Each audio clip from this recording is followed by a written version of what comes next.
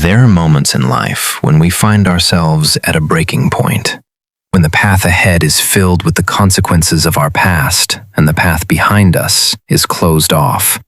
Tonight, we journey with a man who reached that exact point, a man named Jacob who fought for his soul in the silence of the night. We often view history through the lens of heroes, but the story of Jacob is not one of flawless perfection. It is a story of wrestling with family, with identity, and ultimately, with the divine. He was a man defined by the pursuit of blessing, a man who believed that if he could only be strong enough, fast enough, or clever enough, he could secure his future. Yet, as we explore his journey, we see that the true legacy of his life was found not in his victories over men, but in his surrender to God. As we explore his journey, we look at the surprising origin of a chosen nation, born from the tensions and trials of a single family. Join us as we look at the life of the man who wrestled with God. To understand the depth of his final transformation, we must first look back to the beginning, to the very root of the rivalry that would haunt him, refine him, and eventually rename him. This is a story of a struggle that defines us all. History is often recorded in the broad strokes of nations and kings, but the story of the Israelites begins in the quiet, tense atmosphere of a tent. It begins not with a choice, but with a struggle that predates birth itself. Rebekah, the wife of Isaac, carried a mystery within her, a divine promise that was already manifesting as a physical conflict. She felt them battling within her womb, a restlessness that the ancient texts tell us was more than just the movement of children. It was the prologue to a lifelong rivalry. The oracle came to her with haunting clarity. "Two nations are in your womb, and two peoples from within you will be separated. One people will be stronger than the other, and the older will serve the younger."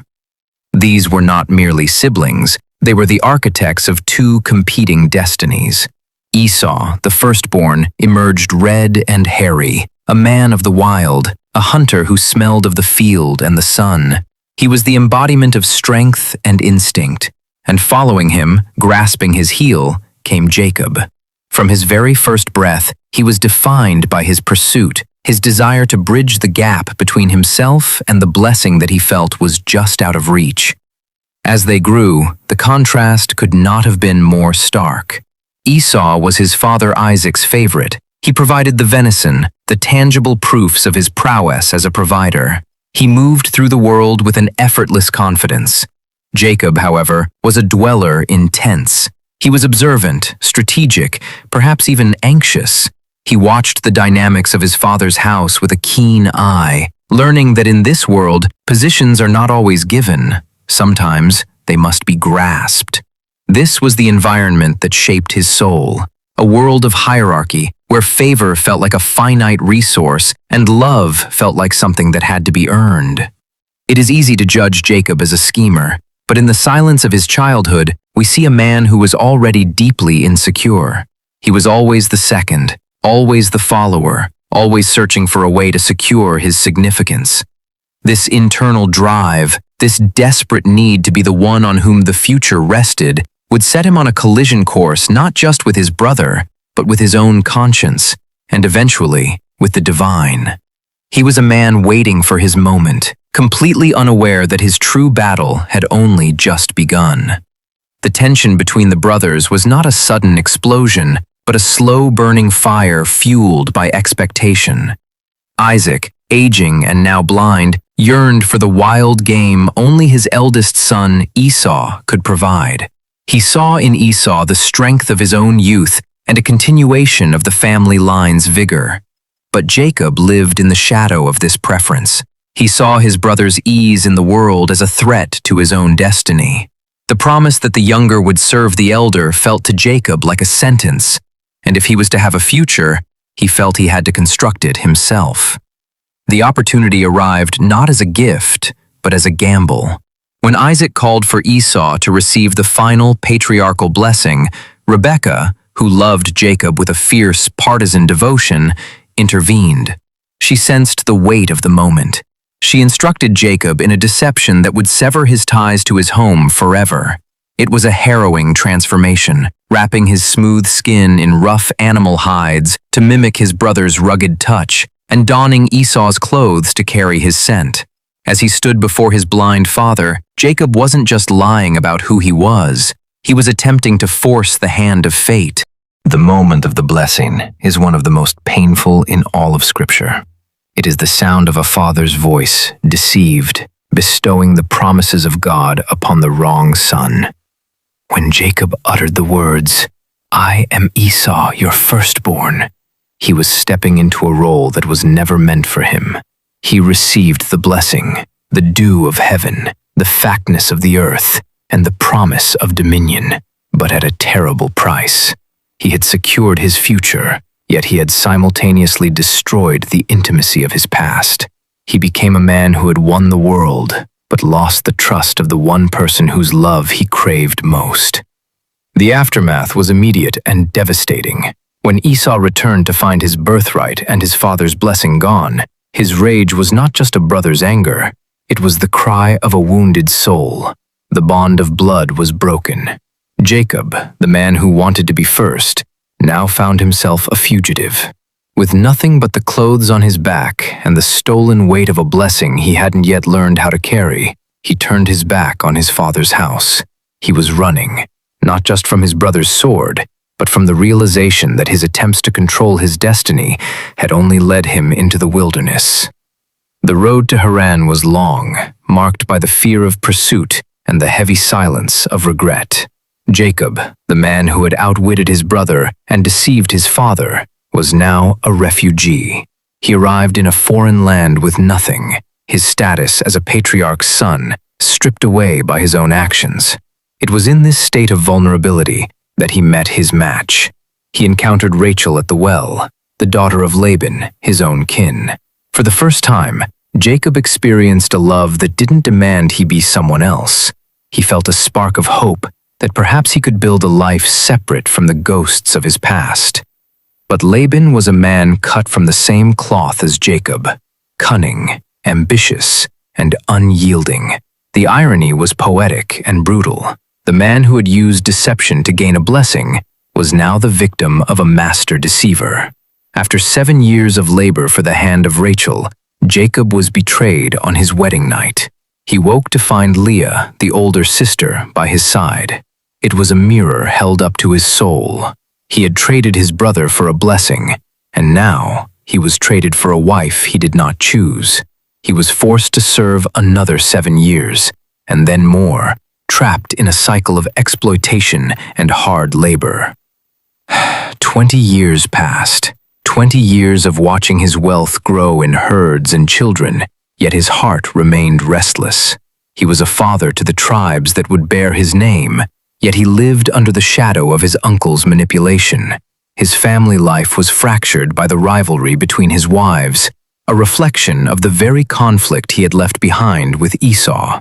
Jacob was a man who had everything, the riches, the clan, the legacy, but he was still a man defined by his own efforts, constantly adjusting, constantly negotiating, constantly running from his past.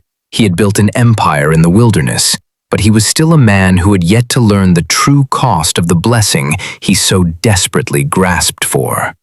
After 2 decades of building a life in the house of his uncle, the call to return home became an undeniable weight. Jacob had amassed great wealth, but he was carrying more than just livestock and silver. He was carrying the unresolved trauma of his youth. The decision to cross the border back into his homeland was not one of triumph, but of profound apprehension. As the horizon of Canaan grew closer, the image of Esau, the brother he had swindled 20 years prior, began to loom over every mile. He was no longer the boy who had stolen a blessing. He was now a man with everything to lose. The news arrived like a thunderclap. Esau is coming to meet you, and he has 400 men with him. Fear, cold and paralyzing, gripped Jacob. His internal state was a chaotic blend of arrogance and terror. He did what he had always done. He schemed. He divided his household. He sent waves of gifts to appease his brother's potential wrath, and he calculated the odds of survival. He was still operating out of his own strength, trusting in his ability to negotiate his way out of disaster. He had reached the edge of the Jabbok River, a natural border that stood between his past mistakes and his uncertain future. He sent them all away, wives, children, servants. He pushed his legacy to the other side, choosing to face the darkness of the riverbed in solitude. Why? Perhaps he needed to ensure that if the end came, he would face it alone. Or perhaps, in the stillness of the night, he finally understood that all his wealth and planning could not protect him from the inevitable. He was a man who had everything, yet possessed nothing. He had spent his life running, and now, at the banks of the Jabbok, there was nowhere left to go. The silence was not empty. It was pregnant with the confrontation that would change the trajectory of his soul forever. It began without a word, just the sudden, visceral impact of force. A figure, radiating an energy that defied the darkness, lunged from the shadows of the riverbank. This was not a thief, and this was not an ordinary man. This was the encounter the universe had been building towards since the womb. Jacob, the man who had spent his entire life wrestling with his own shadow, was suddenly forced to wrestle with the light. The struggle was brutal. It was not a contest of strategy or wit. For the first time in his life, Jacob's cunning was useless. He couldn't bargain with this opponent. He couldn't deceive him. Hour after hour, the fight raged. The physical exhaustion was complete, yet Jacob's spirit burned with a desperate new kind of energy.